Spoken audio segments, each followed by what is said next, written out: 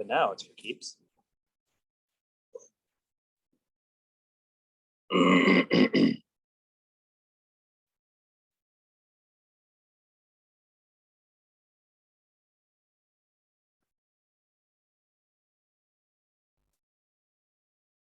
No, thank you. Okay, look about right. So let's do our best. Go ahead and finish up 18, and then we'll dig into as much of 19 as we can. Exam on Wednesday. It'll be wherever we end today. That's our cutoff. And then the rest of it just rolls to the next exam.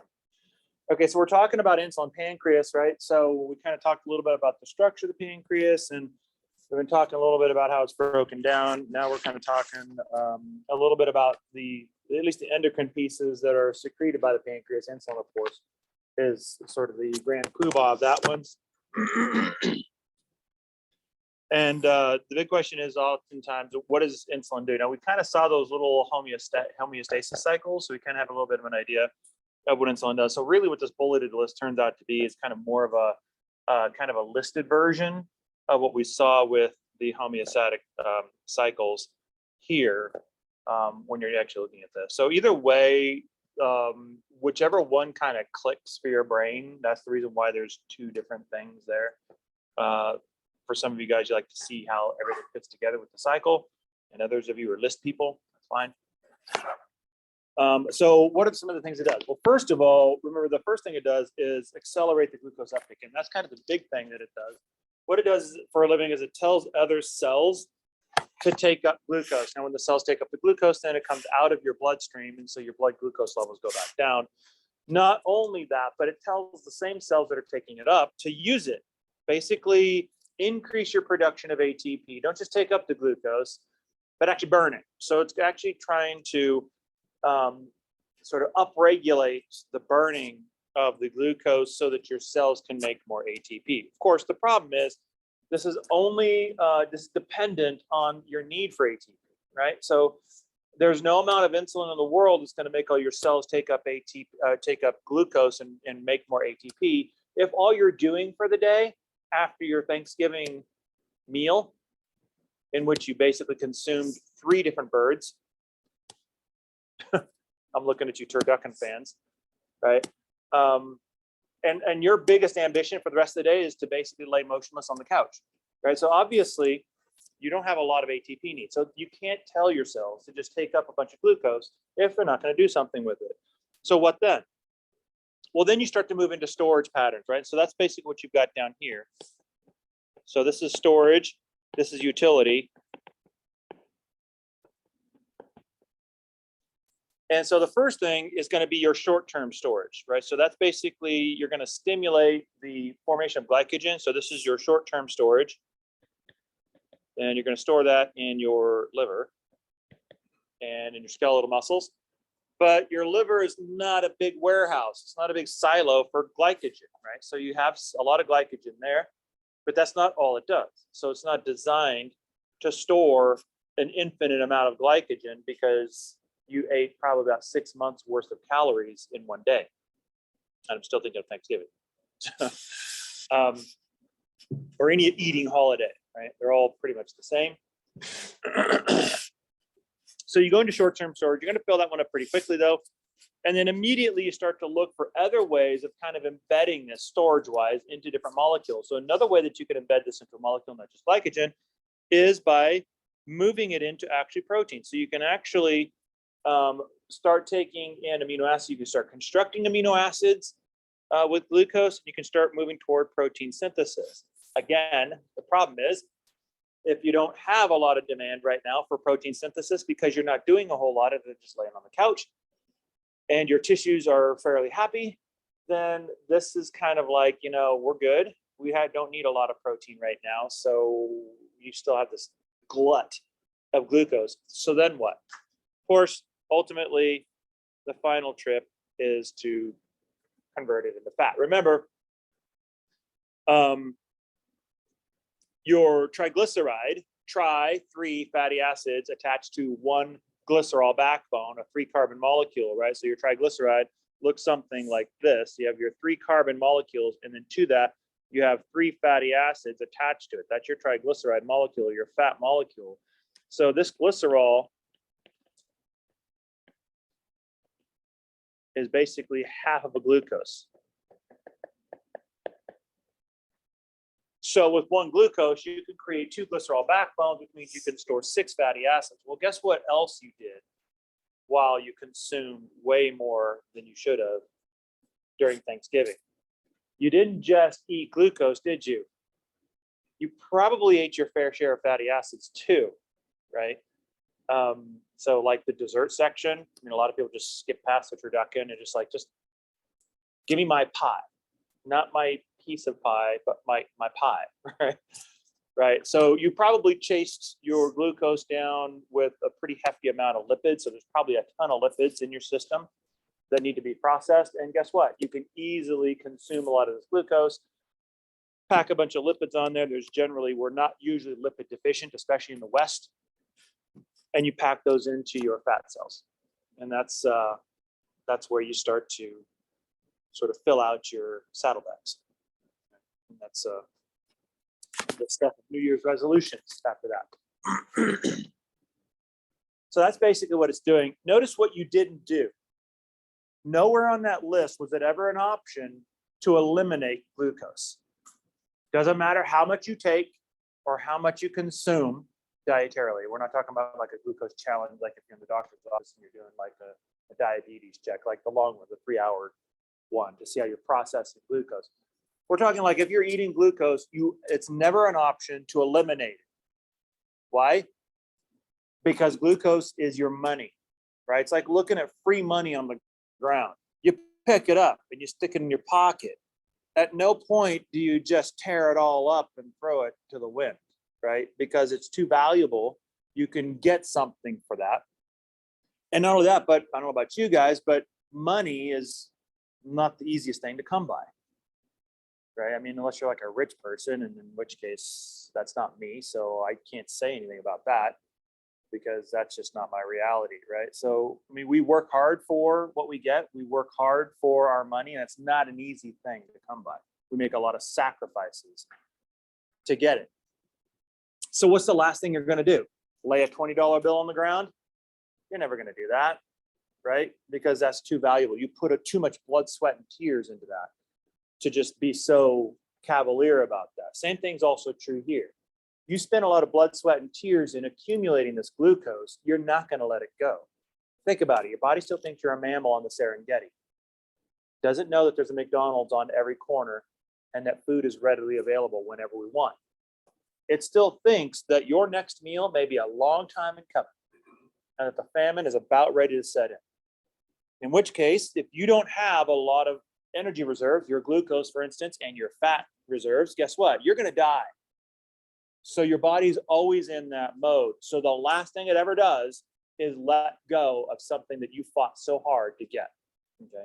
So that's never a thing. So you will always pick up fat before you start eliminating glucose. Isn't that lovely, right?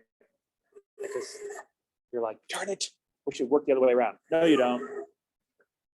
Because there's a lot of famine in human history. That means you would have been dead. The nice thing about this is that when the famine does hit and food shortages do hit, and the prosperity of America for some reason sort of dries up and it turns ugly, those of us who are a little on the chubby side, we're going to make it because we've got a few reserves to kind of back up on. Those lean, mean marathon runners, you guys are dead in the water. I mean, day one, you're cooked, right? So anyway, that's that. So now what about the other side of it, right? What about glucagon? So this one's going to be released by the alpha cells, but in this particular case, this is going to be responding, remember, to low glucose levels. So this is a situation where you've burned off a lot of your free glucose and now you're kind of a little bit in trouble. And so the idea here, you want to continue to keep fuel going. It's like you're running out of gas, right? That's what's happening with glucagon. So in this case, you're what's called hypoglycemic. You've burned your primary fuel and you're kind of on fumes now. Your gas light is on, it's been on for a little while, right? And you're really starting to entertain the idea of taking a long walk to the gas station with a red can. That's about where you are. So what does it do? So the first thing it does is it breaks down your reserves. Notice what it does. It does the exact opposite of insulin, right? So insulin in times of plenty is storing that glucose in the form of glycogen, so you have it for a rainy day. Well, guess what? It's a rainy day now. So what do? You go into your glycogen reserves, your short-term storage, and you basically start breaking down your glycogen. So what comes out of that? When you break down your glycogen, you break it down into glucose, and you can dump that into your bloodstream, and that'll increase your blood glucose levels and hopefully get them back up to normal. It can also stimulate the breakdown of your fats, right? What are fats? Fatty acids are these beautifully long chains of carbons. And what you can do with your fats is you can take these fatty acids, and basically in fatty acid oxidation, you break off these fatty acid chains in pieces of 2 carbons. Okay. Now that 2 carbon chunk is what's called an acetate. That's just the name that we give it in chemistry. So if you take a look at a long fatty acid chain, you've got a lot of 2 carbon acetate units, right? And these then basically you can add to what's called coenzyme A, and that'll give you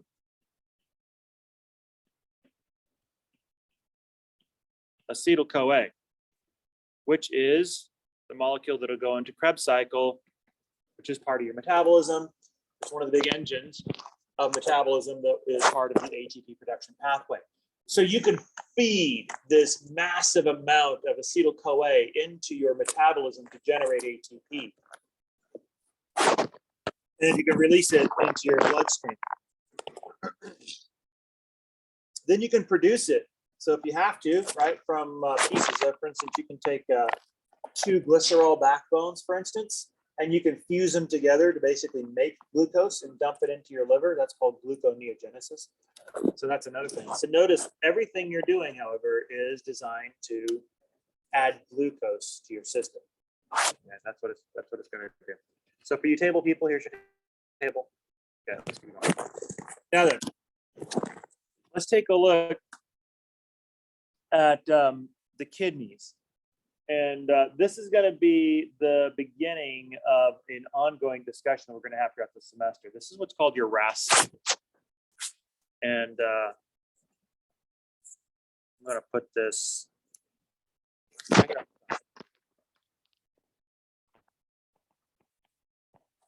So the RAS system stands for renin,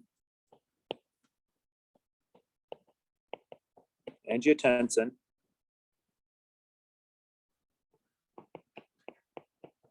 aldosterone, and ADH. So it should be like RAAAS. So I've missed an A in there. This is basically associated with your blood pressure.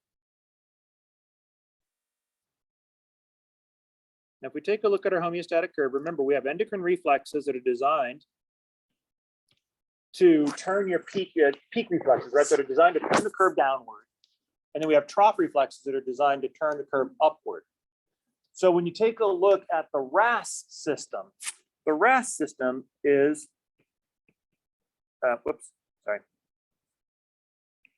ignore that. It's a trough response.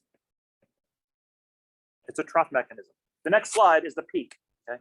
That is your ANP, BNP. So let's take a look at this. So normally we have like normal blood pressure, blood volume, and if we disturb homeostasis by dropping the blood pressure, what happens is there are cells in the kidneys, and there's cells actually throughout your body, that are designed to detect blood pressure and blood volume changes. And when it detects a drop in blood pressure, what it does is starts to trigger secretions of hormones that are designed to bring that blood pressure back up. Now, how do you bring that back up? By increasing your blood volume. So an increase in blood volume is going to be proportional to an increase in blood pressure. Why? Because your blood is mostly water. So if you increase water intake, you're increasing your blood pressure. That's the whole strategy there. And so one of the things that it does, a couple of things that the kidneys will do is it'll basically make a couple of hormones. The first one is what's called EPO. That's erythropoietin. What erythropoietin does basically is it will stimulate the increase of red blood cells, dump them in the bloodstream, and like by volume displacement, that'll increase your blood volume, which will increase your blood pressure, right? That's a good thing.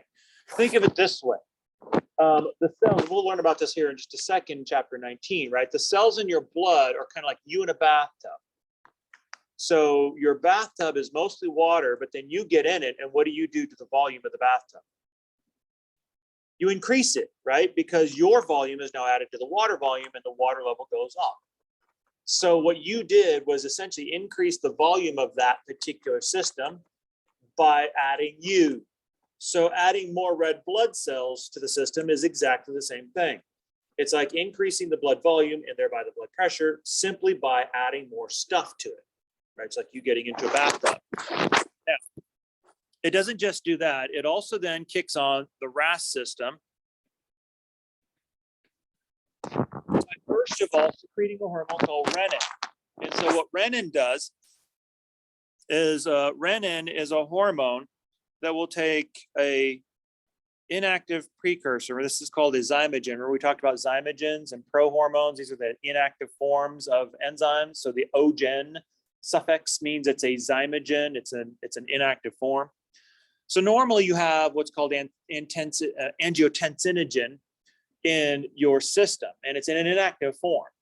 But once renin is released, it activates the conversion of angiotensinogen into an active hormone, angiotensin 1. Now this will go to the lungs, and under the control of an angiotensin converting enzyme, ACE, it will convert angiotensin 1 into angiotensin 2. Now this one has a lot of effects on us, okay? And so one of the things that it does is it basically increases the production of aldosterone. And what does aldosterone do? We learned about this one on the previous slide. Increases sodium, right? What's the effect of sodium? Remember the beagle? If I increase sodium, what am I doing? What am I going for? Like, what am I trying to do? What's the evidence of me trying to do? Yeah, you're trying to get water to move around, right? In this case, what I want to do is I want to get water to move into the bloodstream, right? Because the blood is dangerously low in blood pressure. So I want to poof that up a bit by bringing water volume in. And so what do? I increase aldosterone in order to increase the sodium concentration. What is that going to do? That's going to allow water to chase the water into me, right? I mean, to chase the sodium into me. It also increases what's called antidiuretic hormone. This basically allows passage of water.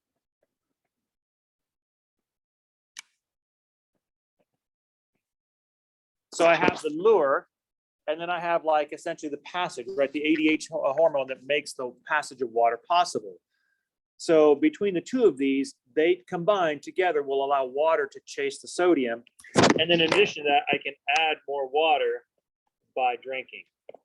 So angiotensin 2 also stimulates your thirst center. So when you start getting thirsty, you're intaking more water. That's because of a low blood pressure component. All of these taken together are going to increase water retention osmotically, right? And then that's going to increase your blood volume, which is going to increase your blood pressure. So that's your trough response. Now, notice the reason why we are talking about this and blood pressure pretty much all semester long is notice what's happening there. I've mentioned 3 different systems. The cardiovascular system, first of all, right? Because blood is involved here, and you're talking about blood pressure. The second one is the urinary system. We started it off with the kidneys.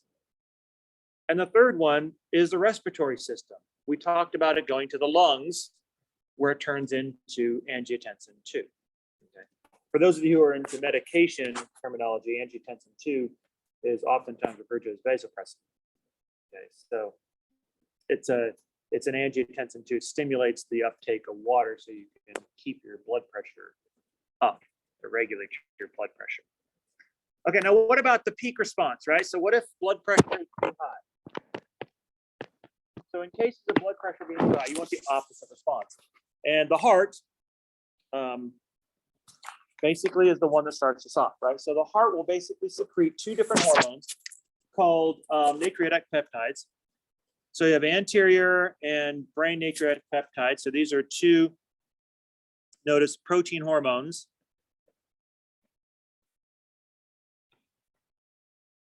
And what they do is they're antagonistic to angiotensin 2. So instead of stimulating angiotensin 2, they basically inhibit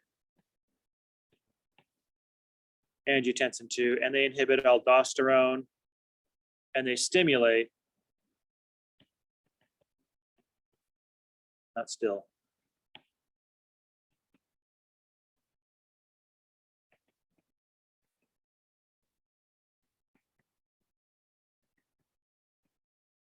they stimulate the dumping of excess sodium into the urine. Now, osmotically, what's going to happen if you dump sodium in your urine? What happens when I throw the Alpo snap into the jaws of a great white shark? Am I feeding the shark?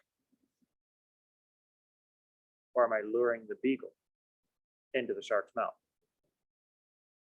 So if I dump the Alpo snaps in the shark's mouth, who's going to chase those Alpo snaps? By the way, if you're wondering, sharks don't eat Alpo snaps, just for the record, in case you're confused there, right? So what am I trying to do here? If I dump the sodium, who chases the sodium? Water, right? So if I'm dumping sodium in the urine stream, then water is going to follow right after, and then you're going to urinate a large volume of watery urine, thereby getting rid of your blood volume and bringing your blood pressure back down. Right. So that's basically your cell, but you can see there's a lot of details unpacked at each one of those systems. That's the reason why we're talking about blood pressure like all the time. Okay, the thymus, basically the thymus, you produce thymosins. And so what these guys will do is develop your T cells.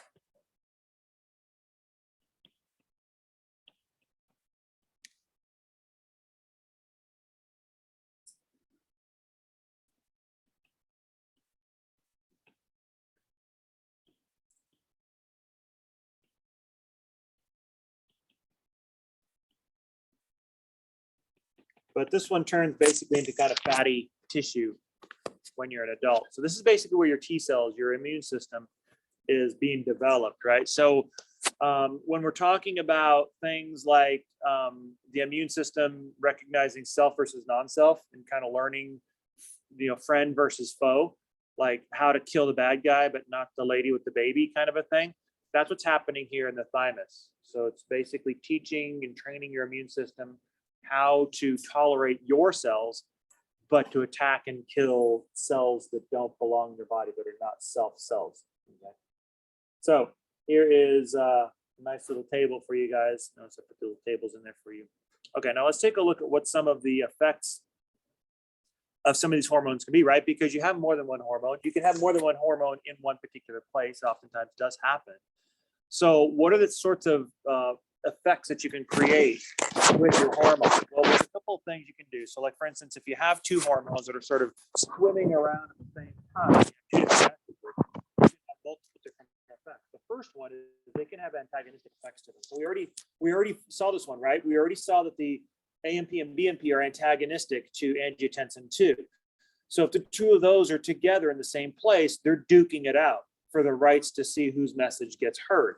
So these are antagonistic effects. You oftentimes see that between these homeostatic dyads, right? Where one antagonizes the other because one is doing the opposite activity that the other one is doing. So they oppose each other. However, there are some cases where if you want to kind of get more subtle, nuanced response, you can actually create more positive effects between two individuals, or partnerships between two hormones. One such effect, there's actually two that are listed here in two, is synergistic effects and additive effects. First of all, synergism is not additivity. It's not the same thing. Here's what additive effects are. An additive effect is like if you have a half and a half, it equals what? Not a trick question. A whole, right? If you have 2 plus 2, it equals 4, right? That's additive. So if you have half of a response and then the other half of the response, the two together are additive. That means to say that you need both together in order to get your full response. That's additivity. Here's what synergism is. And you do see this actually quite a bit. Synergism is basically when you have, so this is additive. Synergistic is when you have 2 + 2 = 10. Now all of a sudden you get a much, much more potent response that exceeds the sum of the two individual parts. Right? So that's basically what synergism is. And you see both of those actually in hormones, but they're not the same thing. Okay. Now you also get permissive effects as well. So this is essentially where you have one hormone is necessary for another one to have its effect. So for instance, the one that has an effect could be there all the time, but it's kind of like just waiting for the boss to show up and tell him when to do his thing, right? So in that case, when the boss hormone shows up and says like, okay, I'm here now, go ahead and do your job, then that boss hormone is basically telling the other hormone, I permit you now to do your job. Okay.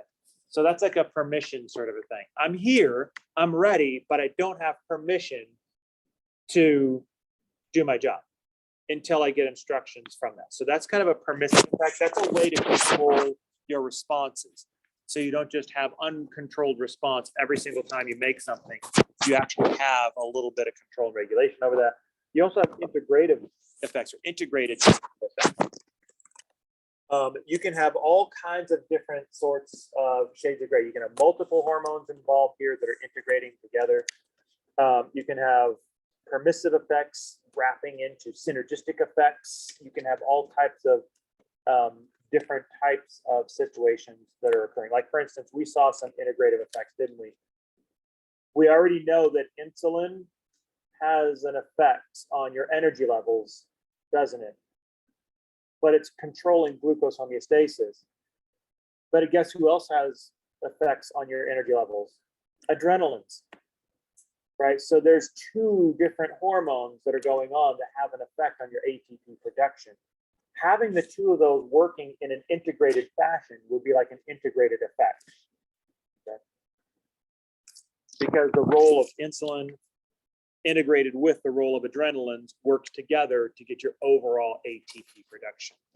So if we were to look at ATP production as a function of all of the hormonal cues that are governing that, we would see that the actual ATP production is basically, that's getting instructions from a lot of different bosses in varying degrees, right? So you would imagine that in times of stress, you're hearing from your adrenaline boss much more loudly than your insulin boss.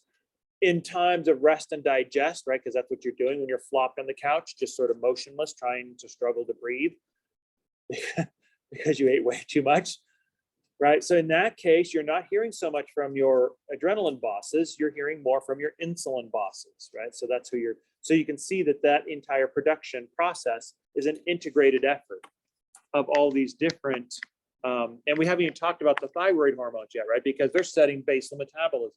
So the thyroid hormones, T3 and T4, are also in there, laying the basic level at which you are going to be doing your metabolism. So there's an integrated component to all of these. So this just kind of shows you, I mean, every chapter has one of these guys on there. I don't always put them in there, but it just kind of shows you the outline of the actual system itself. So relative to the body, so like where it all kind of pulls together, positionally spaced, and how it sort of fits together in different pieces of the endocrine system. So this is kind of like similar to what we started off with at the beginning of the chapter. Okay, here's the end of 18. Feeling good about that one, right? On to 19.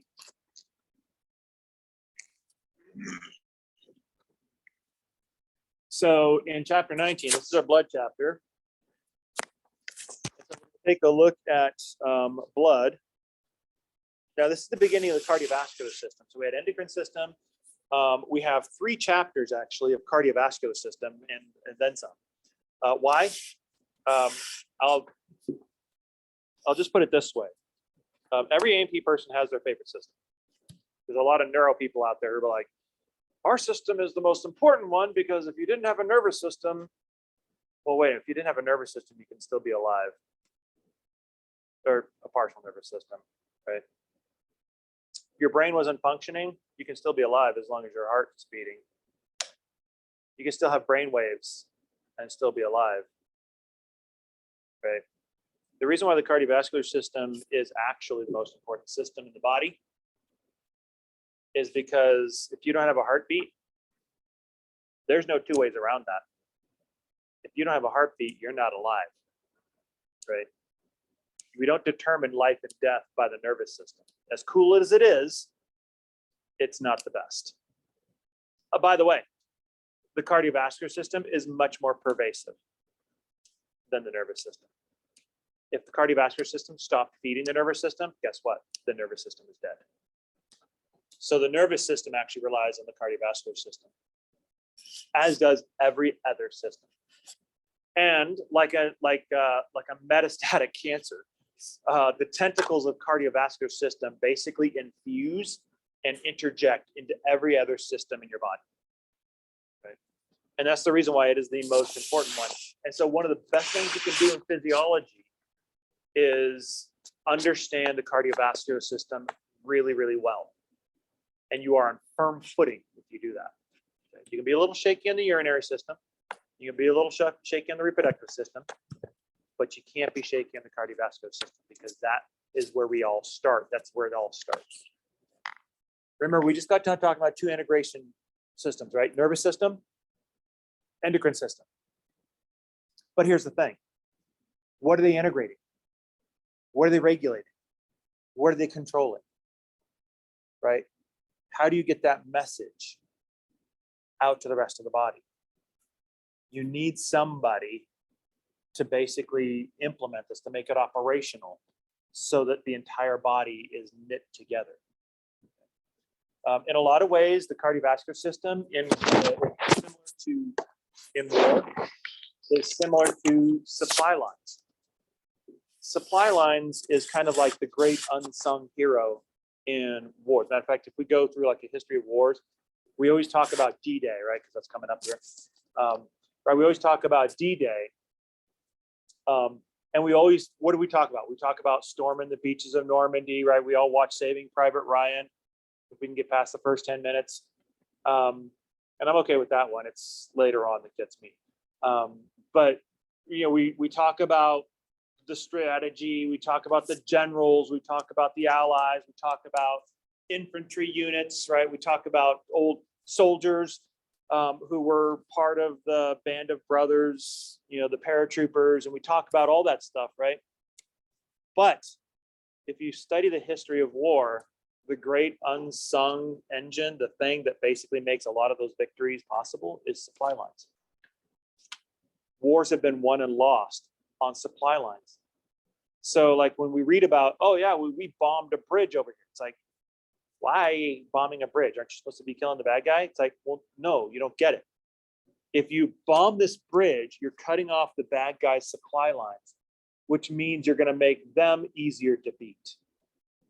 Supply lines are about strategy, but it's the unsung strategies. We don't think about that, right? And that's kind of the way cardiovascular system is. It's your supply lines in order to win the war. Now, let's take a look at the beginnings of that by focusing in on our blood. So when we take a look at blood, like if you were to take a blood sample, you're going to take a whole blood sample and spin it down. You're going to have basically two components of it. So the first thing you're going to have, so this is like your tube of blood. So you're going to have kind of a straw-colored fluid. So this is basically the plasma up here. This so-called buffy layer, there's like what's called a little buffy layer right here. It's a little lighter colored layer. Sometimes you don't see it. It's right there at the interzone. And then down here, you see this big red zone, which is where most of the red blood cells are. So you can break your blood actually down into two pieces. The first part is going to be your blood plasma. And in that blood plasma, you're going to see things like water, different types of dissolved proteins. By the way, we've already seen a few of those, haven't we? Remember those shuttle proteins for T3 and T4? right? TBG, things like that. Those are all dissolved plasma proteins that are in your system. Other solutes, for instance, like ions and various other things that are in there.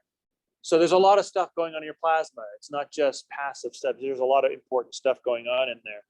And then, of course, you're going to see what's called your formed elements. So these are the cells in the blood, which basically consist of two different types of cell types, red blood cells and white blood cells.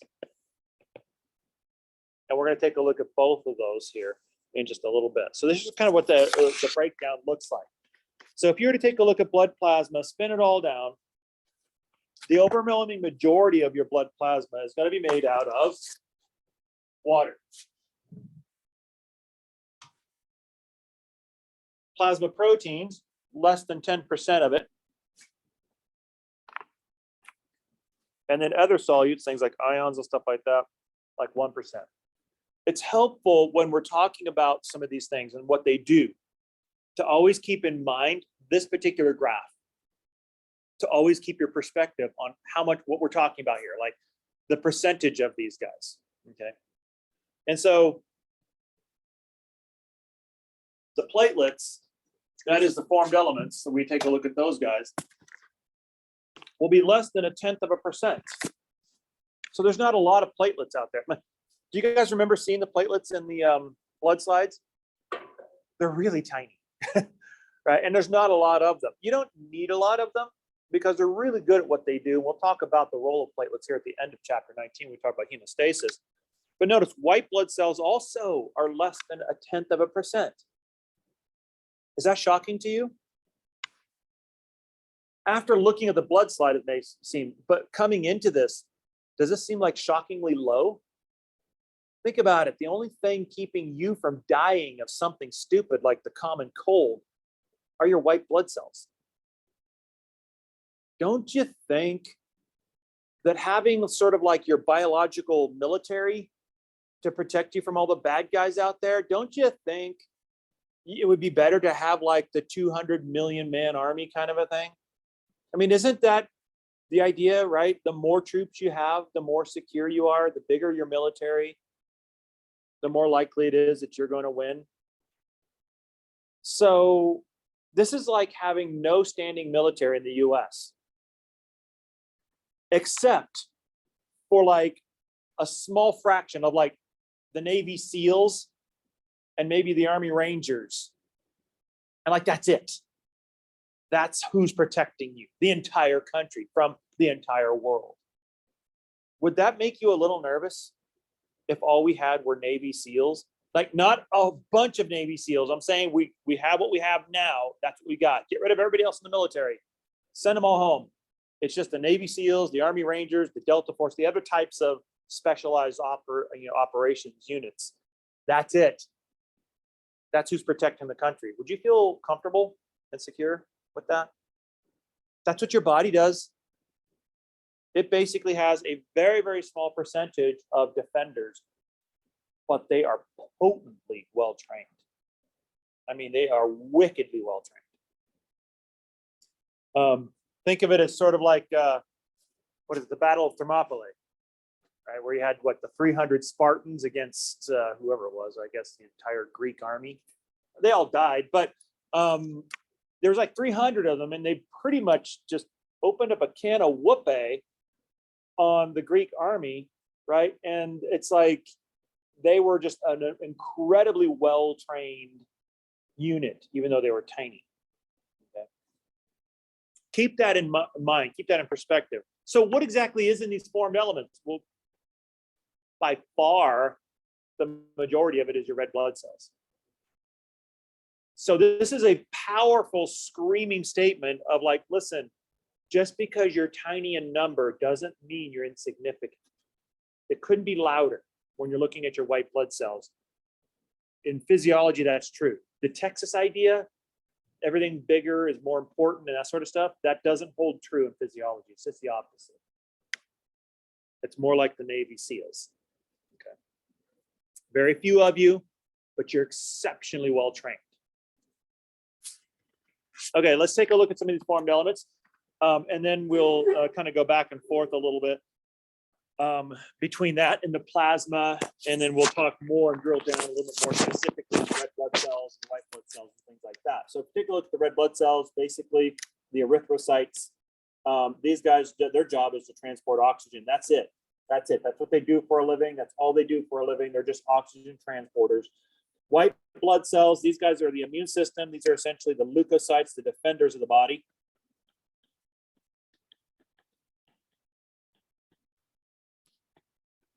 And of course, you got your platelets, which are involved in blood clotting. And we'll take a look at that mechanism in detail at the end of the chapter whenever we look at hemostasis. Now, the important thing to understand about platelets is platelets themselves are not actual cells. They're actually like little shell shards. They're like chunks of a cell, of an actual member of the white cell family called a megakaryocyte, which is in your bone marrow. It kind of like shreds a little bit. It's kind of like the little pieces of that cell shred, and those little chunks are sticky. And we call those platelets. And so a platelet is designed to basically plug holes that form in your vasculature so that you don't bleed to death. Okay, so they're kind of like a coagulator. Kind of like the same way we use styptic powder. Whenever we get kind of a wound or something like that, we just try to coagulate it and kind of get the bleeding to stop. That's kind of what platelets are like. Okay, let's look at plasma first, and then we'll move into the formed elements in red blood cells and white blood cells in particular. So when you take a look at the plasma, this is by far the majority of your blood volume. This is also the one that's easiest to manipulate, okay? Because you can add some red blood cells, but that can't be your strategy for blood pressure, right? Because they have a job. Their job is to carry oxygen, not to regulate blood pressure. So this is the best place to manipulate. You can actually increase this and decrease it to play around with this. And the reason why this is easy is because the overall majority of that is essentially water. Now, the important thing about blood plasma is when you talk about plasma, you have to talk about body fluids at some point, okay? Because when you take a look at body fluids, your body fluids are basically descended from blood plasma.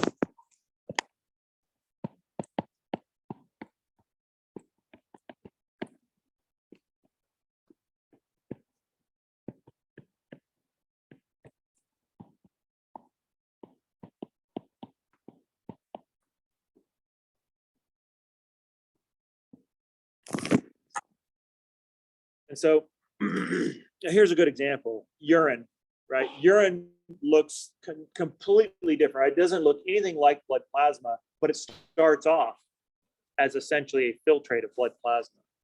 The fluid in your ears, right? I'm not talking about your eustachian tube, but the endolymph and the perilymph that's inside your inner ear, that actually starts off as plasma, and then you modify it. Your cerebrospinal fluid, right? It actually starts off, remember the choroid plexus in your ventricles? So that actually starts off as a capillary network where you're pushing plasma through that vascular network into the ventricle, and then you modify that fluid to look like cerebrospinal fluid. So all these fluids are descendants of plasma. That's where your body fluids are coming from. So the reason why I mention that is because it really gives you a sense of the centrality and the importance of your blood plasma. By the way, another reason to join Team Cardiovascular, right? Because we didn't just say it just to say it that we're the best. We actually are the best. Why? Because, well, this one alone, right? Your blood plasma as part of your blood is essentially hydrating you. It's basically setting up all of those necessary body fluids that you need in order to be physiological functional. So I just basically said that your entire sense of hearing is reliant on who? The cardiovascular system. Cerebrospinal fluid, as a descendant of plasma, is reliant on the cardiovascular system. That's supporting your nervous system, right? Your urinary system is reliant on the cardiovascular system. So all of these fluids that your body is reliant on the cardiovascular system. Everybody in your body relies on the cardiovascular system. This is the reason why life and death is determined not by your brain waves, but by your heartbeat. there's another body fluid. It's called interstitial fluid. This is basically the fluid in between the cells, the fluid of the cells.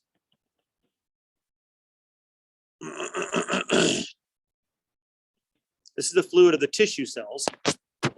So that's, the cells are not dry, right? So they got fluid inside them. They got fluid around them. They're kind of swimming in fluid. That fluid is what's called interstitial fluid. This is tissue fluid. So you can get an exchange between these because they're all basically made of the same stuff, right? So your interstitial fluids and your plasma are constantly exchanging back and forth through these capillary walls, and they're exchanging water osmotically. They're exchanging ions like sodium and calcium and things like that, and also solutes.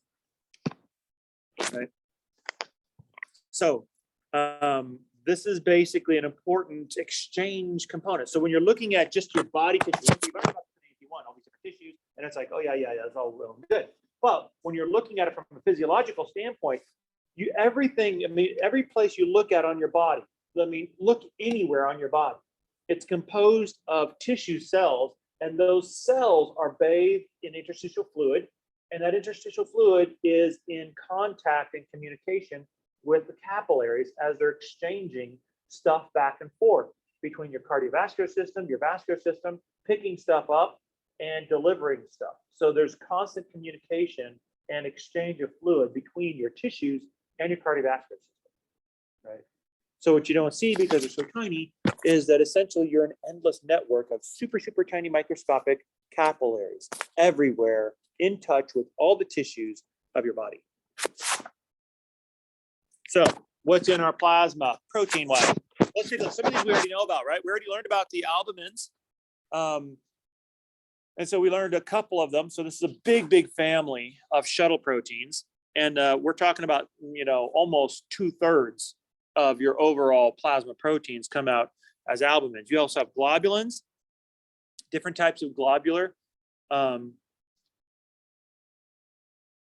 about thyroid binding globulin?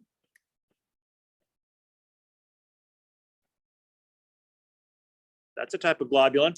So that's in that sort of mighty 1/3 component. So there's lots of globulins in there. And then, of course, you have another protein called fibrinogen, which is in an inactive state. So you can see the ogen piece of it. This is involved in also in blood clotting. And this is in circulation throughout your blood, everywhere you go, but it's inactive. Why? Because you don't want this one to be activated, because if it does get activated in circulation in your blood, you're going to coagulate your blood, and your blood's going to turn to sludge, and you're going to die. All right, so that's not a good thing. So you keep it inactive until you need it. We'll talk about this also in hemostasis, the role of fibrinogen as well.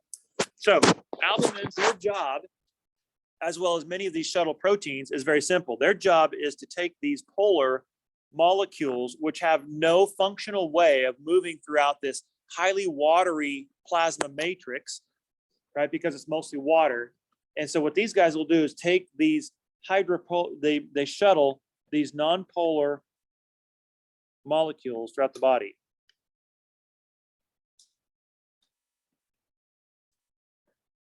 So these hydrophobic molecules. That basically prevents the oil slick problem from happening, right? So if you have a fatty acid and you need to move it around in your body, guess what? You're going to have an albumin to shuttle that. It's going to grab onto it and it's going to move that around. If all you had was fatty acid, then you're just going to get a big oil slick, and that's not going to be functional. Same thing with the thyroid hormones and nonpolar. The steroid hormones, which are lipids, those are also nonpolar. So you have some sort of an albumin-like shuttle protein whose job it is to grab onto these lipid molecules that are very important and to move them through the body. That's what they do for a living. Globulins, on the other hand, are basically these just sort of like balled up globular proteins, and there's several different types of them. One big type of globulin is the antibodies. These are what's called immunoglobulins. So the antibodies that you acquire because you get sick and your body fights off the bad guy, and it successfully fights it off, and then it maintains that memory of that fight because you've got free floating antibodies in your system. And that's intentional, because what that basically is your system to be ready. So for instance, if that bad guy comes at you again, you're always going to have the antibodies to attack him and kill him. So instead of getting sick this time, you don't even feel it because your immune system's already ready for it. Okay. This is one of the reasons why, if you're trying to figure out whether or not you have active immunity against something, the thing that they have to do is do a blood test and check your titer, right? So that basically you have to check to see whether or not you've got the antibody for whatever this particular thing is, and in what levels, if there's sufficient levels to grant you immunity, right?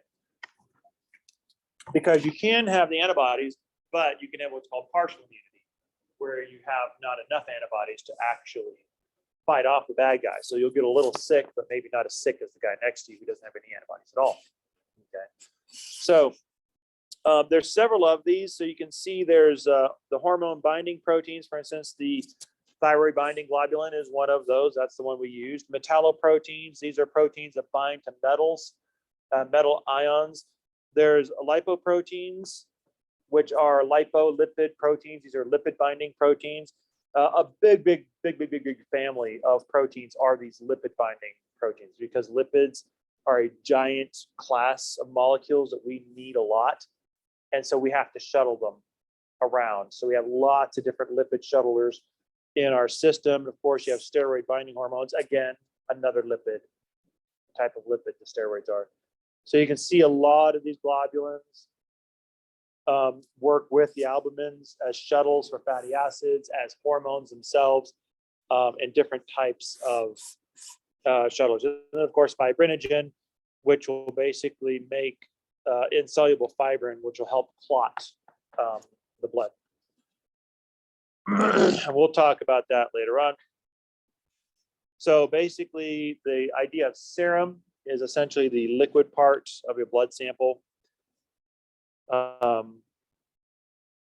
And so this is basically the area where what you would have, where the fibrinogen gets converted into solid fibrin. And so the liquid part of that blood sample would be considered kind of the serum, so the liquidy part of it. So it's the fibrin has the effect of sort of pulling stuff out of the plasma into a kind of an aggregated mass. And so it just kind of leaves mostly like the liquid and that sort of stuff behind. Okay, so who else is in there? Remember, that was like the 60-35-4, but who else is in there? How about our 1%ers? 1%, small in number, but mighty in spirit, right? Who's in this group, right? These are the specialists. Look, take a look who's in there. Insulin, pretty big deal, yes? Ask a diabetic if their insulin is a big deal, right? It's 1%, but it's a big deal. How about prolactin? That's a big deal, right? That's lactation, right? That's nursing a baby. Glycoproteins, what kind of a cell are you? That's your cell sorting strategy. So if you don't have that, you're screwed. Thyroid stimulating hormone, that sets your basal metabolic rate. Follicle stimulating hormone, luteinizing hormone, that basically drives gametogenesis in males and females. So these guys are all the 1%ers. So you can see the strategy, the endocrine system now, can't you? You're not belting out buckets of hormone. You're belting out just a little bit of hormone. And the hormones themselves are potent. They're powerful players. So you only need a little bit of these hormones in order to get your endocrine effect downstream. That's one thing that's always difficult sometimes for students to kind of wrap their head around, is that sense of proportion. And typically you don't really get that sense of proportion in chapter 18. The best place to get it is here in chapter 11, when you kind of see how much hormone is in there relative to everything else, right? Because a lot of times, just by default, we think, oh, okay, so you're going to be making prolactin. So you're going to be making buckets of it, like just tons of it. And it's going to go to the breast and the mammary tissue. And it's going to start making milk and that sort of stuff. It's like, no, right? Because hormones are potent. They're very, very powerful. So you only make a little bit of it. And that's enough to give you your response. So where do these things come from then? Well, obviously we know where the hormones are. We know where the 1%ers come from because we learned about that in the last chapter, right? So they're coming from the pituitary gland and so forth. We know where things like thyroid binding globulin come from, right? Because we learned about that one in the last chapter. So some of these things we know about where they come from. However, what about some of the others that we didn't really talk about, right? Because we did talk about some of these shuttle proteins. If you recall in the slide of the synthesis and release of T3 and T4, you notice in the bloodstream, we had TBG, but we also had the other albumins in there, right? That's part of the 60% of your blood plasma. So the question is, where are those things coming from? And by far, the overwhelming majority of them are coming from the liver.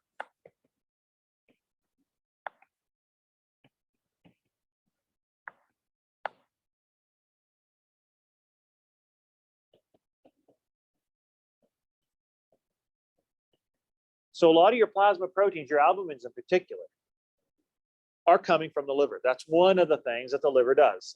You'll notice that the liver does just about everything. It is like the Walmart, the physiological Walmart. I mean, everything is there. It's not always the best at it, just like Walmart isn't always the best at it. You know, there's some things that if you really want the quality product, you got to go to who just does that quality product. But if you don't really care, then Great Value is fine. But they're not the best, right? That's not their thing. Their thing is to be the cheapest, not the best. In some cases that matters, in some cases it doesn't. But this is like, you know, the liver basically makes all these sorts of things. Now, if you want something very specific, then you have to sort of make it yourself, right? And that's kind of where the antibodies come in, right? So for instance, this is a very specialized kind of a thing.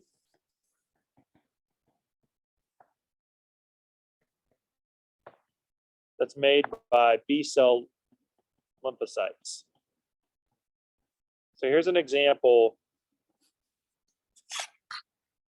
Well, where Walmart can't get you what you want, right? Like at all, right? In some cases, there's some overlap and it's just a quality issue, right? Like if you want a bike, a good road bike. So if you want a road bike, can you get one at Walmart? Sure.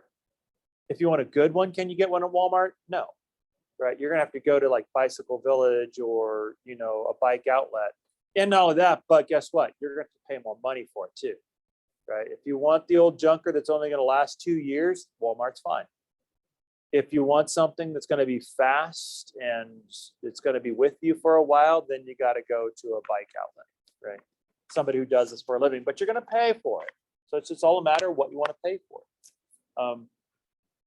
However, there's some things that Walmart just will never make, right?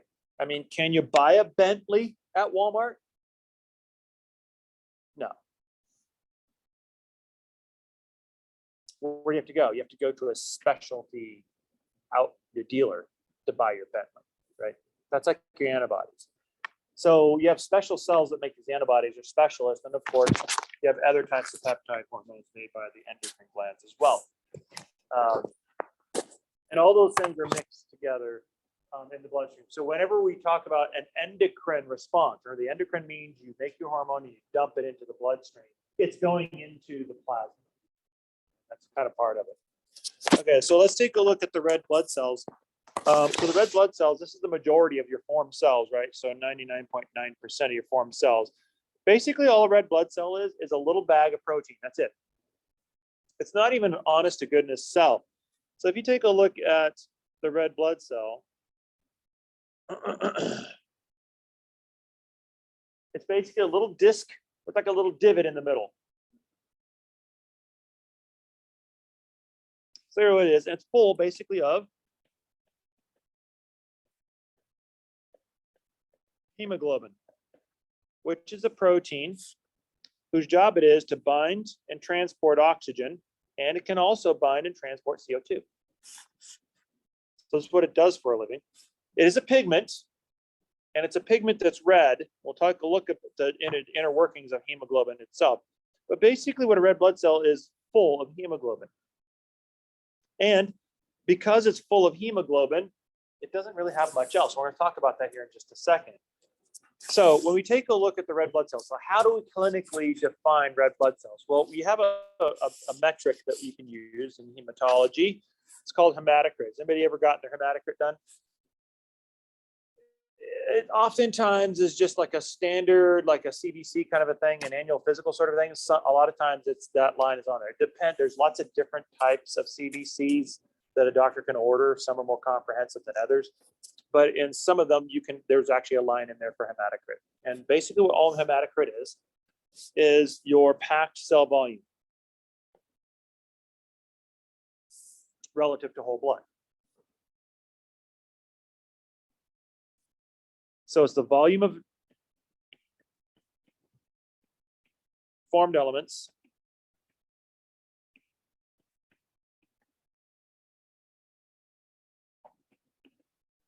divided by the volume of the whole blood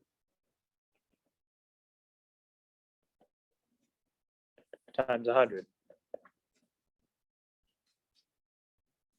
Now, a lot of times, hematocrit will be also not just described as formed elements, but just as red blood cells. So a lot of times you'll see like, oh, well, the hematocrit is the percentage of red blood cells you have in a whole blood draw. Well, what about the other formed elements, right? There's other stuff in there, white blood cells, there's platelets in there. What about those? Well, the reason why oftentimes hematocrit is seen as the percentage of red blood cells relative to your whole blood is because 99.9% of your whole blood or your formed elements are red blood cells, right? The idea being that the percentage of your formed elements and the percentage of your red blood cells are essentially the same. It's mostly red blood cell. So hematocrit is seen as how much red blood cell do you have per volume of whole blood that we get in it. Okay. This is a good anemia check. At least a physical structural anemia. So if you're deficient in the actual number of red blood cells, you'll be able to pick that up on hematocrit. That means your body is not making a sufficient number of red blood cells. That suggests that there might be a deficiency in that EPO, that erythropoietin hormone, that's supposed to be stimulating red blood cell production. So there could be an issue there. Okay. And a doctor could maybe prescribe some sort of a stimulator for EPO production or for blood cell production to get the hematocrit up. Okay.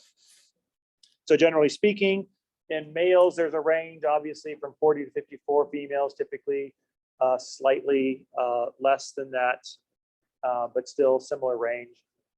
A couple of things. First of all, a pretty common, this is like basically a physiological, this shows physiological variation and also sexual dimorphism.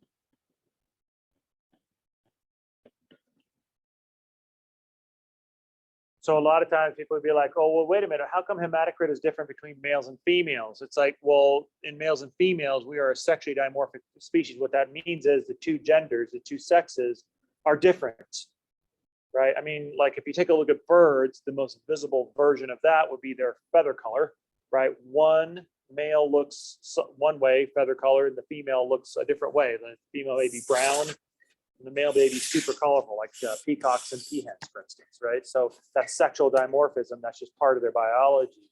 So the fact that males and females have two different levels is sexual dimorphism in the species. That's just kind of the way physiologically the two sexes are wired. Now, the other big one that students also notice is like, well, wait a minute, this is like a massive range here. So 15, 10, I mean, that's a pretty big range in there. How come there's always a range? Well, the range basically is always depicting physiological variation. What that's saying is the bigger the range, the more variable that metric is. And oftentimes the less helpful measuring it is. Because what that's saying is that if I take individual A and I measure, they're going to be this one. And if I take individual B, they're going to be this one, but they're going to be considerably different from individual A. And so they're going to be difficult to compare to each other because it's not like one is bad and the other is good, because your individual metrics are mostly important as a comparative within your physiology. So it's less helpful for a good doctor to say, oh, okay, so I'm going to compare this guy to this guy as a way to sort of determine whether or not one guy has an abnormality or not, right? Because the problem is that requires you to physiologically define what normal is. And we don't know what that is, right? So the only thing we had, and that's the reason why, so the more variable something like that is, the more all over the map we are, the wider this range is. So that's just kind of telling us, it's like, you know what? This metric is ranging all over the place, and it doesn't seem to matter because we have a broad range within which we can all be fairly normal, right? And that's the reason. So the broader that range, the more variable it is, and also the harder it is to interpret what the significances are if things are high or low, okay? Oftentimes what doctors do, like especially what a good cardiologist does, is instead of basically saying, you know, we're going to take a look at your numbers relative to a range, they do that. That's initial. But a good doctor will be like, you know what I want to do is I want to follow you. And I want to know what your numbers are relative to what they were. So like, for instance, if I'm following your lipids, if I'm a cardiologist, I'm following your lipids. I don't just want to know your lipid count against what's normal. That's high school, right? I want to know what is your lipid range relative to what the last one was. And what did we do differently? Was there a big gorge fest eating holiday in there somewhere? And what did you eat, right?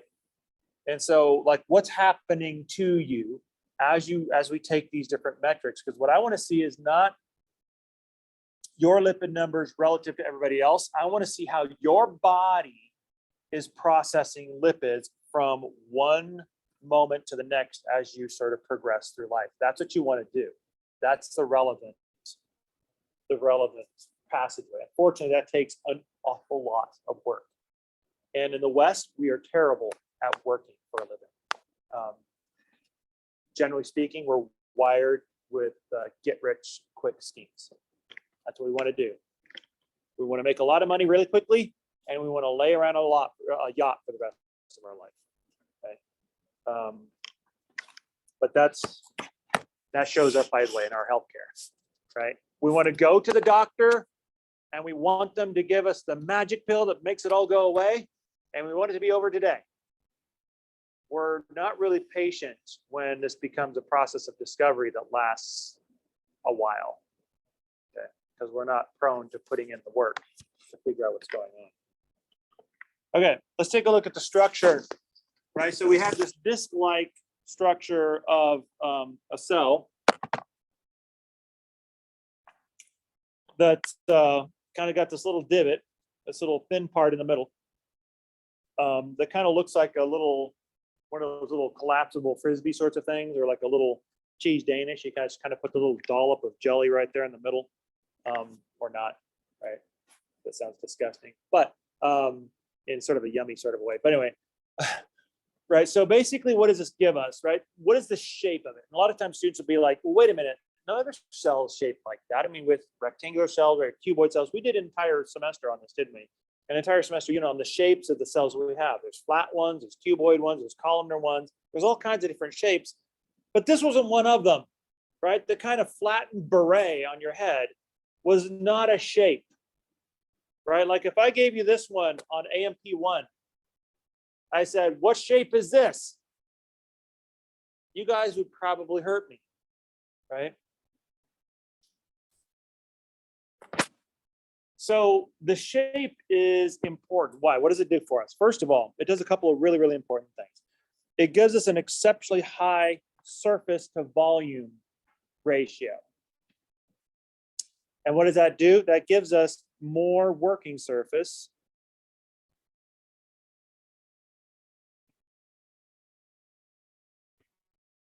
without the cost of greater volume.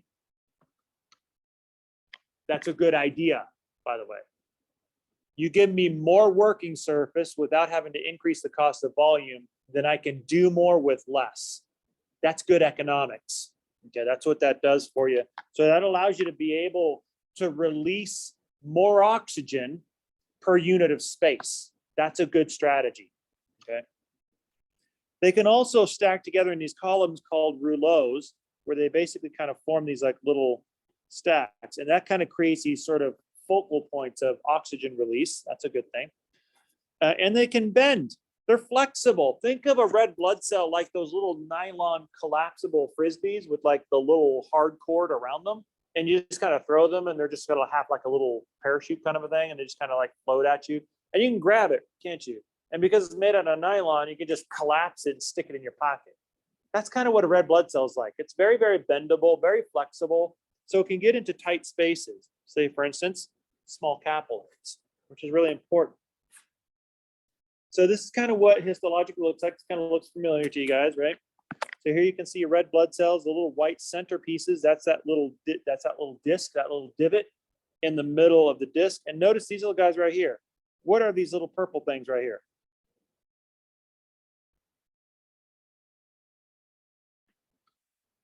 What? Yeah, they're platelets, right? So those are platelets. So this looks familiar to you guys, right? That's your red blood cell slide. This one doesn't so much. This is really nice. This is a scanning electron micrograph of red blood cells. They're not actually red. This has been colorized. So they colorized them red so that you could see them. But notice they actually do look like they got that little pucker right in there, right? They kind of have that little disc look to them. And that's kind of the way they look. They almost kind of look like one of those like little lifesavers, like before the hole like got punched all the way through.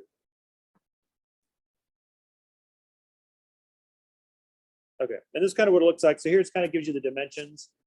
So you can see it's thicker on each end, a little narrower in the middle. By the way, one of the things you never need to worry about is I'm never going to ask you what the dimensions are, how many micrometers a red blood cell is in the middle. I'm not going to do that. If we were in more of like a hardcore physiology class, like a pure physiology class, probably, but not for our purposes. Here's a rouleau. So here's what it looks like. So this right here, this big stack, that's a rouleau.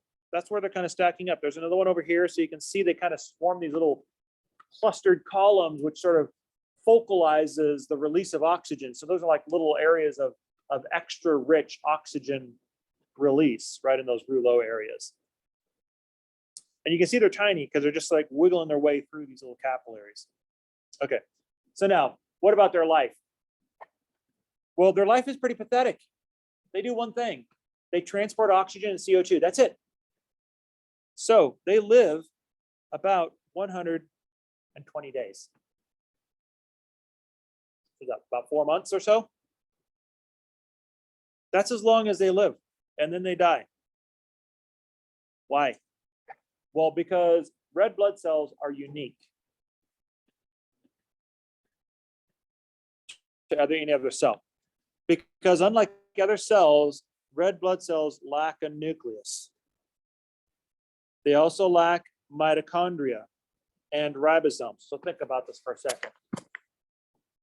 You're literally a bag full of hemoglobin. So much so that the other organelles, which are titanically important, I mean, I think we can probably appreciate that the nucleus is pretty important, right? That's kind of like getting rid of your brain. That's pretty important. The mitochondria is pretty important, right? That's energy. That's what's making your ATP in the first place.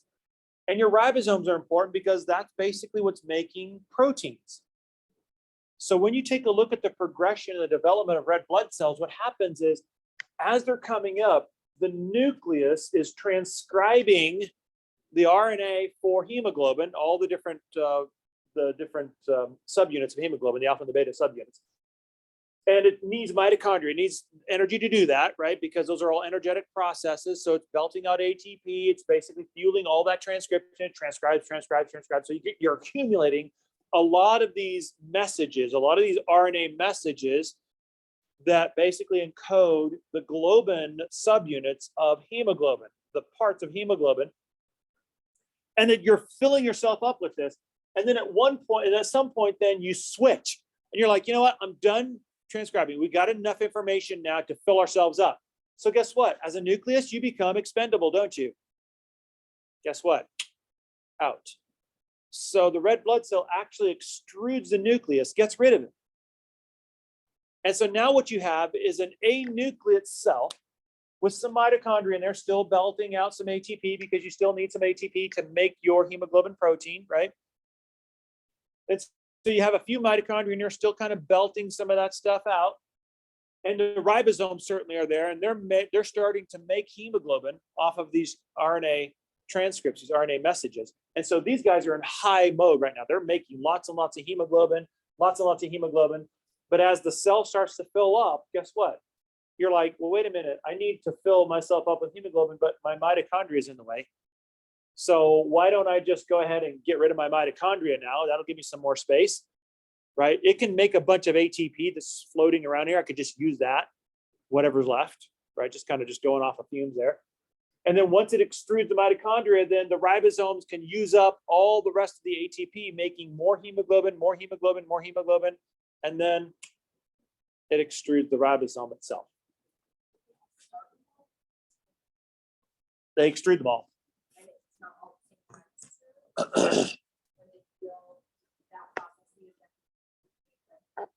Yeah, and they basically are filling themselves up maximally with hemoglobin, which is crazy because no other cell does that. That's like cell suicide, right? That's like taking out your brain, right? Taking out your digestive system. That'd be the mitochondria, right? I mean, that'd be like, okay, you're already dead. You just took out your brain. You're already dead, right? So if you take all of that stuff out, what does that mean? That means you're not doing anything that a normal cell would do. So there's no repair going on. There's none of that cellular process going on. There's no metabolism going on in there anymore because you got rid of your mitochondria. None of that is happening. So how long are you going to last? 120 days. So a cell will stick around for about 120-ish or so days without replenishment.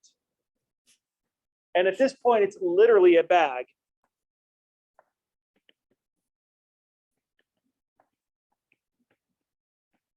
of hemoglobin. So what that means then is for a mature red blood cell, what it's doing with its hemoglobin, that is taking up oxygen, dumping off CO2 and vice versa, right? That in the lungs, and then does the opposite in the tissues. When it's doing that back and forth with oxygen, there's no cellular processes involved in that. They're automatic. That means that you have to have spontaneous diffusional processes in charge of this, because you don't have any other cellular processes going on here. And so those will last about 120 days before you have to replace them. That's the reason why your red blood cells are constantly being replaced, while your bone marrow, under the direction of erythropoietin, right, EPO, is constantly stimulating red blood cell production because you have to replace those every 120 days. This is also one of the reasons why, if anybody's ever done an A1C test, A1C for a non-diabetic is an interesting metric because it gives you an idea, a longitudinal idea of what your glucose levels were like. Like if you're just eating a cake a day, it'll be a bad number, right? And if you're not really eating a lot of sugar and stuff like that, then it'll be a good number. For a diabetic, it's a metric and that tells you how good your glucose control is. Like for your strategy, what you're doing, is your glucose control working, then you should be able to get a pretty good A1C. Now, what A1C is a measurement of the glucose that is actually stuck to and accumulated on red blood cells. So it's a measure of the glucose that you didn't just eat yesterday, but the glucose that you've been eating for the last 3 or 4 months. And so it's kind of a long-term metric of how long-term is your glucose regulation doing, okay? And your glucose intake in particular. How's that doing, right? Are you taking insulin and eating a cake a day, right? Don't do that, right? That's what got you here in the first place, right? So stop doing that. So that's kind of a way to sort of measure that and kind of get an idea of how well that's going for a diabetic. But the thing with an A1C is you have to wait. If you take an A1C, and you want to know, and you make some changes based on that, you can't check it again for another 3 or 4 months. Why? Because you have to wait for that generation of red blood cells to cycle off and be replaced by a new generation who will reflect the changes that you just made. Okay. So that's the reason why some of those spacings are spaced out, especially for A1C. Okay. Let's take a look at hemoglobin then. If that is basically our protein of the day, let's take a look at what's going on here. So essentially, this is your transporter of oxygen and CO2. That's what we mean by respiratory gases, oxygen and CO2. That's what you're talking about there. In males, your hemoglobin levels are just sub 20, essentially, in whole blood, gram per deciliter. Or in females, it's a little bit lower than that, more like mid-teens or so in terms of your range. And so that's the amount of hemoglobin you have in a female. Again, notice just a natural difference in sexual dimorphic quantities. But what exactly is hemoglobin? Like, what does it look like? Well, hemoglobin is a globular protein. It has quaternary structure. It's composed actually of two different types of globulins that forms a foursome. So hemoglobin actually forms what's called a tetramer. Four things. And it's actually composed of two alpha globulins and two beta globins. And there's other types of globins as well. There's like gamma globin and fetal that have different affinities for oxygen. We'll talk about that. That really gets in the deep woods of the physiology and the enzymology, if you will, of hemoglobin itself. But each one of these four subunits has what's called a heme group, which is basically a carbon-based, a carbonaceous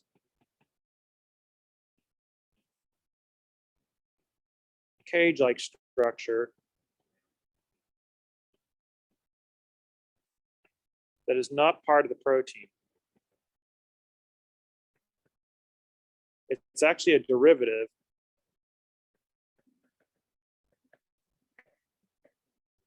of vitamin B. It's actually B12. And in the middle of this carbonaceous cage is an iron ion. And so in each one of these, so if I draw a hemoglobin down here, in each one of these globins is your heme group and an iron atom in the middle of that has the capacity to bind to oxygen. So each one of these four will bind to one oxygen in order to become oxyhemoglobin.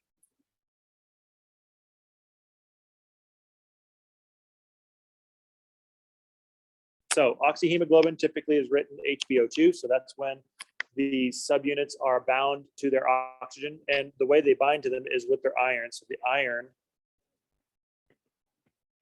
binds to the oxygen to create iron oxide.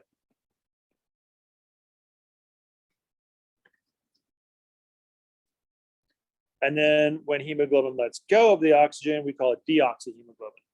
Okay, so you'll see those two terms throughout probably the book. Here's what it looks like. So here's your four subunits here. So here's your alpha 1, alpha 2, beta 1, beta 2, and you can see you've got your little heme group right there. And this is your heme. So notice you've got this big carbonaceous cage here. I don't even try to draw it. I don't expect you to try to draw it. But this big carbonaceous cage, which is a vitamin B12 derivative, and in the middle of it, you can see you've got your iron atom, which is where the oxygen binds. Okay. This heme group is what's called a prosthetic group. Prosthetic means it's not an original part of the body. Prosthetic in this case means it's not an original part of the protein, right? It's basically a separate piece that happens to be sort of attached to the protein that gives it its function. And there's several different types of proteins in the world that we know about that have a similar type of a strategy, some sort of a prosthetic group with some sort of a vitamin-derived piece that is complex with some sort of an ion. In some cases, it's complex with the magnesium. In other cases, it's complex with other types of metal ions, but it's a similar sort of a story, and they do slightly different things. So that's your hemoglobin. So when you take a look then at the function of hemoglobin, it's very simple, right? So one of the things that it does is it carries oxygen.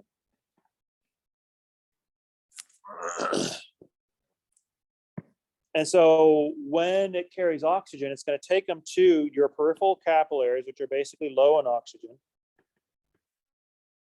And since it's low in oxygen and it's carrying oxygen, it will release the oxygen to the peripheral capillaries, thereby bringing them or oxygenating those capillaries and the cells that those capillaries are feeding. Remember, this blood is in conversation with the interstitial fluids. So this oxygen is being released from the hemoglobin at the peripheral capillaries in your tissues. And it's feeding those tissue cells with oxygen, which is what they need in order to do what they do. However, during metabolism, they basically have accumulated carbon dioxide, which is essentially the trash. And hemoglobin can pick up the CO2. Remember, it binds both oxygen and CO2. So when it binds to the carbon dioxide, it becomes what's called carbaminohemoglobin. So basically, hemoglobin bound to CO2. So what it did at this particular case is it comes in with oxygen, delivers it to the tissues at the capillary, and then it picks up the CO2, and then off it goes to the lungs for the purpose of expulsion of CO2 through the lungs. So when you take a look then at formation, so we already know that the red blood cells basically have a shelf life of 120 days. But in any given day, when you're looking at your own red blood cells, about 1% or so are wearing out per day. So you're kind of replacing about 1% per day. So you're not just doing the entire blood volume, right? But you're talking about 1% a day, about 3 million per second. That's a lot. So you have a lot of red blood cells, right? Which makes sense, right? Because we're talking about 99.9% of your formed elements. So you have a lot of red blood cells. Now, what happens when you need to get rid of them, right? Because this is hemoglobin is the problem, not so much the red blood cells themselves. What do you do with the hemoglobin? And the heme group in particular, right? Because we got some things to discard. So we got a couple of things. We got the cell, we got the hemoglobin, we've got the protein part of it. We've also got the heme part of it. We got the iron part of it. So there's a couple of things here. So this is basically the blood breakdown.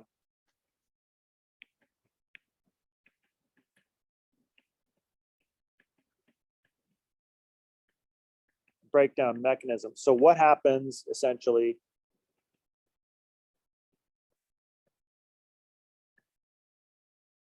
after 120 days? Your time is up. It's time to break you down and recycle you. So what happens? Well, first of all, what happens is you end up going to a couple of places. There's a couple of places where this can happen.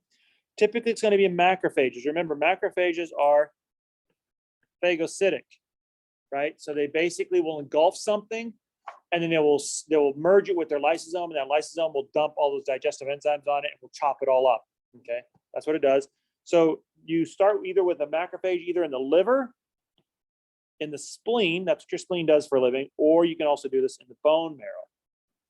Now, generally speaking, because of this, you've got kind of a monitoring system, right? So you're always monitoring your red blood cells as it kind of goes through the liver. It's one of the things the liver does and the spleen does.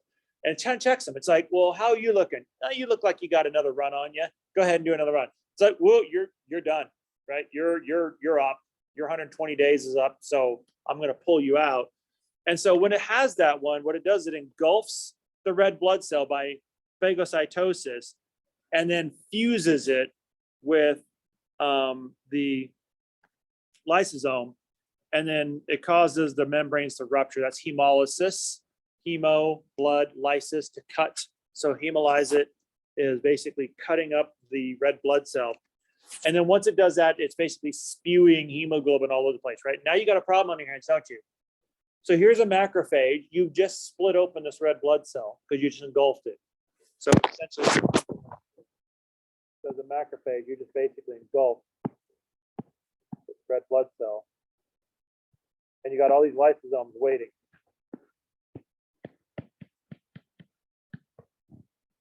And as soon as you engulf that, then you can get to work on that red blood cell.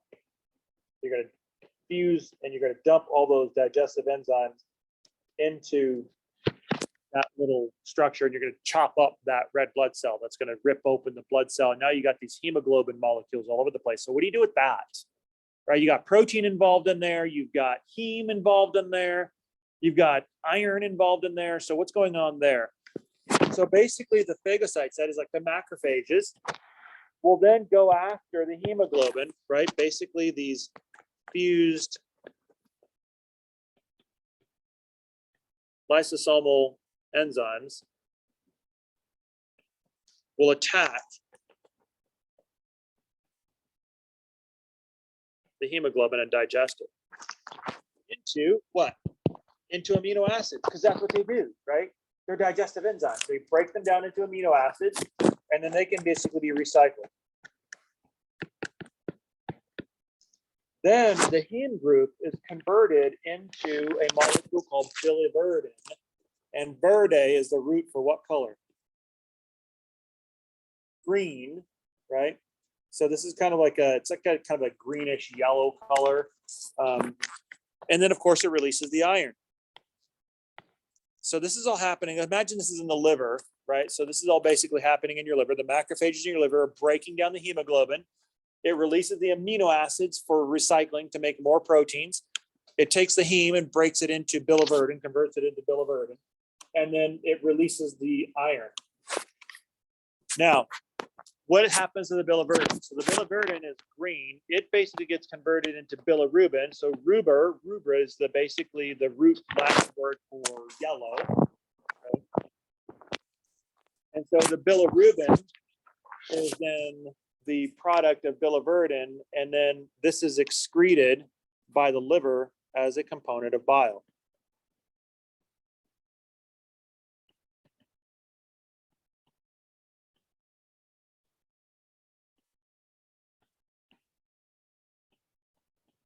Which is why bile is kind of a greenish yellow, is because of the biliverdin. It is also the reason why, if you have liver damage, then you're not able to move this bilirubin through, because the bilirubin is supposed to go through your digestive system and be part of your digestive system. So it's not supposed to camp out in your liver. But if you have liver damage where you're unable to move this bilirubin through the system, then what happens is your bilirubin builds up, and then it starts to move into, it backs up into the bloodstream.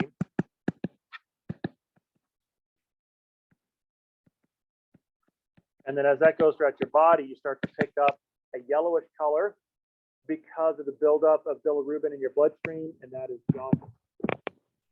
Jaundice is an indicator of liver issues that are going on. Now then, what happens to the bilirubin? Well, normally the bilirubin should be excreted by the liver and by the liver into your digestive system, like your intestines, for instance. And then once it gets into the intestines, intestinal bacteria will convert it into urobilins and circobilins, which are bright yellow. So both of these are actually bright yellow.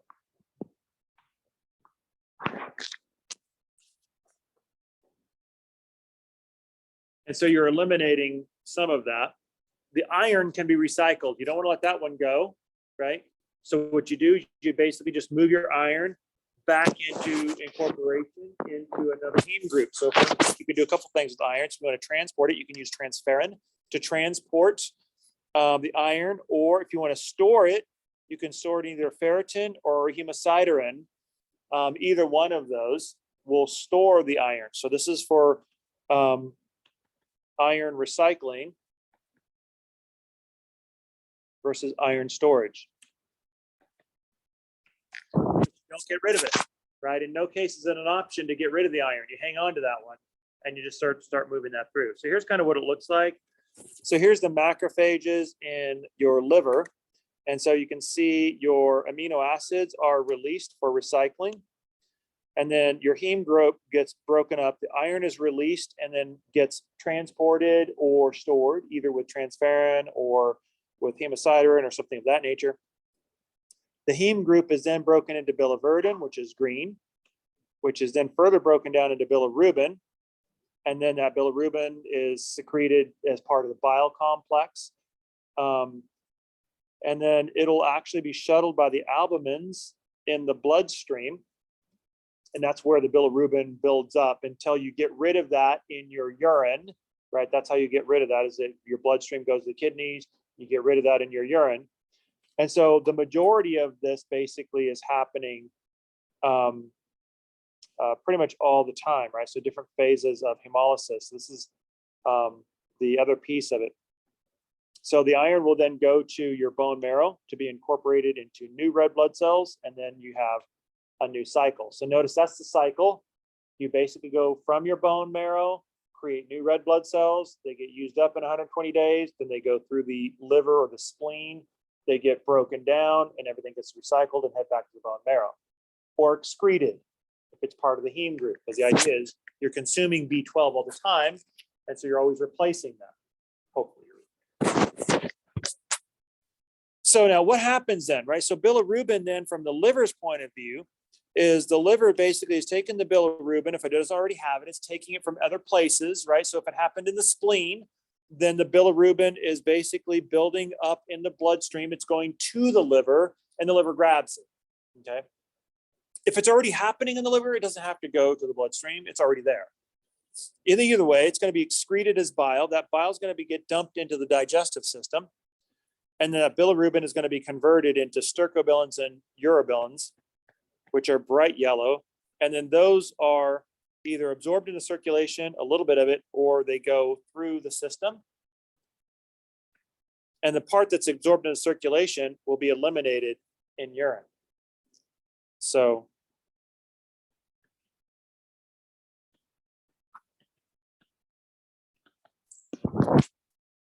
that's where those guys are going. Those urobilins and stercobilins are going to be eliminated in the urine. And so what you have then is the absorbed circulation, the urobilins going into the urine, and then the others in your digestive system going all the way through your digestive tract to be eliminated in your feces. So your urobilins and stercobilins are being eliminated in your feces, and what gets taken up into your bloodstream gets eliminated in your urine. This, by the way, if you're wondering, is what causes your feces to be brown. So brown is the yellow of the urobilins and the stercobilins mixed with all the stuff that you've eaten and passed through and the solid matter that you didn't digest. It's also the reason why your urine is yellow, because you don't have a lot of solid matter in your urine that you're passing through. It's just pure liquid. So you essentially have, for the most part, what you're urinating out are colorless liquids, with the exception of the urobilins that are bright yellow. So the yellow color of your urine is because you're excreting the breakdown products of heme. That's a good thing. That means your body's doing what it's supposed to do. It's breaking down your red blood cells. It's getting rid of the heme group. And that also means that you got to go eat more B12 so you can replace that heme dietarily. Okay. So that's perfect, actually. That's about our witching hour. And this is actually a pretty standard cutoff point. So pretty much all things red blood cell, up to red blood cell, will be on the first exam. And then we'll begin with the white blood cells moving forward on the second exam. Makes sense. Of course, that exam is, right, so that's this week's exam. So that'll be Wednesday. And typically the way exam days work is first thing in the morning, we do the exam. You guys have your 120 minutes to do that. If everybody finishes early, then we will take the balance of the time and get right back to the work, get right back to chapter work. So that last person who turns in the exam, we'll take like maybe a little bit of a 10-minute break just so they can kind of readjust a little bit. And then we're going to dive right back to the chapter, even if it's like 10 minutes, because especially since we're not going to be actively working on Juneteenth, every scrap of time we can get a hold of, we need to make sure we get a hold of it. So that's that. Any questions? Any questions or any fears?